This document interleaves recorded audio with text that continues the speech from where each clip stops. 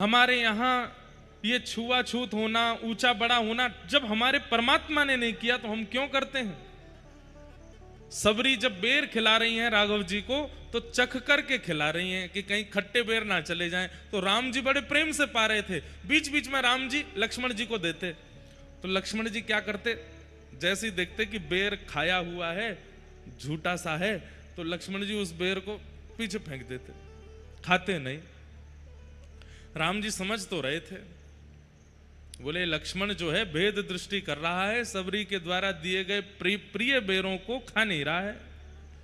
कोई बात नहीं लक्ष्मण, समय आने पर इन बेरों का मूल्य पता चलेगा तुम्हें।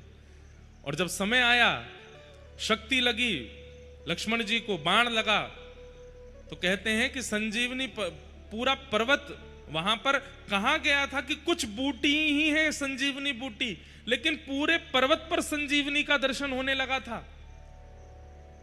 हनुमान जी पूरा पर्वत लेकर के आए और उन बूटियों को जब निचोड़ करके लक्ष्मण जी को प्रदान किया तो लक्ष्मण जी जीवित हो गए। रावण से युद्ध हुआ, लौट करके जब अयोध्या आए तो एक दिन लक्ष्मण जी एक वैद्य के पास बैठ करके बोले कि अगर संजीवनी बूटी से मेरे प्राण बच सकते हैं तो वो संजीवनी बूटी सारे चिकित्सालयों में प्रस्तुत कर देनी चाहिए और जिसके भी प्राण जा रहे हो सबको दे देनी चाहिए, सबके प्राण बच जाएंगे।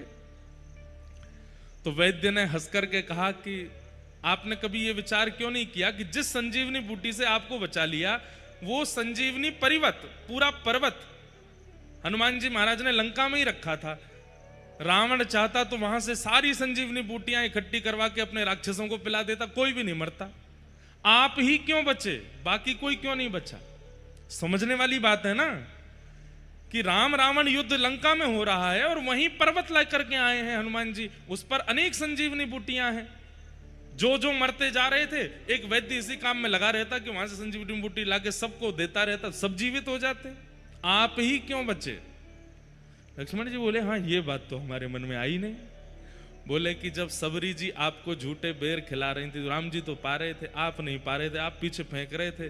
वही बेर आप इतनी द्रुत गति से फेंक रहे थे कि वही सबरी के झूठे बेर ही पर्वत पर जाकर के बूटी बन रहे थे। और जब पर्वत लेकर के आया गया, वैद्य ने बूटी नहीं खोजी है, राम जी ने बूटी खोजी है। बोले जितने बेर लक्ष्मण ने पीछे फेंके वही बूटी बन करके आए होंगे। सबरी के उच्छिष्ट बेरों से प्रकट हुई बूटी से ही लक्ष्मण के प्राण बचेंगे। वो केवल आपके प्राण बचाने के लिए था और किसी के प्राण नहीं बचते उससे। सोचिए, वहां लक्ष्मण जी ने भेद दृष्टि की तो ठाकुर जी ने उन्हें भी बता दिया कि भाई